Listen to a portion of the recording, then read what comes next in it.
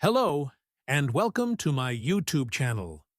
I'm your storyteller, ready to take you on amazing journeys through different tales. How are you guys? Today's audiobook is Thinking Fast and Slow by Daniel Kahneman. Let's get started. In my exploration of the human mind, I often reflect on how we think. I propose a model that divides our thinking processes into two systems, System 1 and System 2. System 1 is fast, intuitive, and automatic. It handles everyday tasks effortlessly, allowing us to navigate the world with ease. For instance, when I see a face, I instantly recognize emotions without consciously analyzing each feature.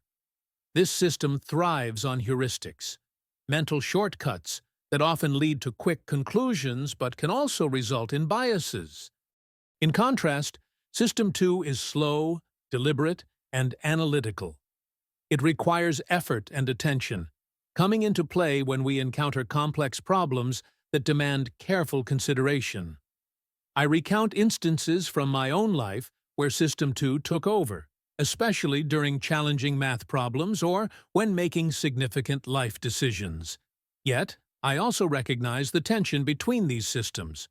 While System 1 often leads to immediate answers, it can just as easily mislead us, highlighting the duality of our cognitive processes.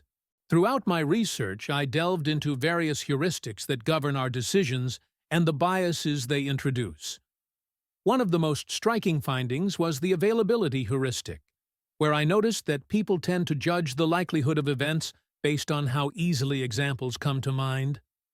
This became evident to me during discussions about risk, where vivid memories of disasters skewed perceptions of their actual probability. Another bias I explored is anchoring, where initial information disproportionately influences our judgments.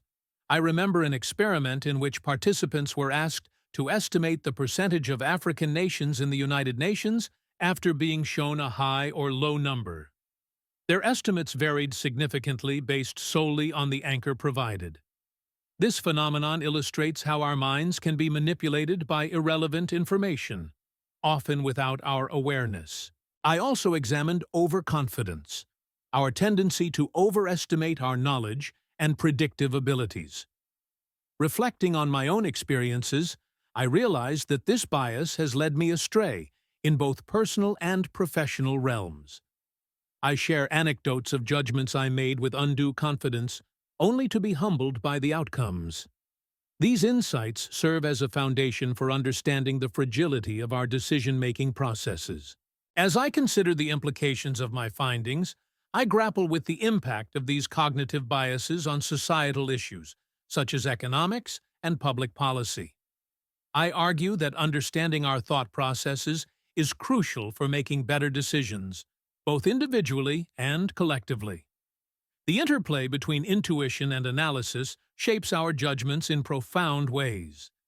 I highlight the importance of fostering environments that encourage critical thinking, especially in settings where decisions carry significant weight.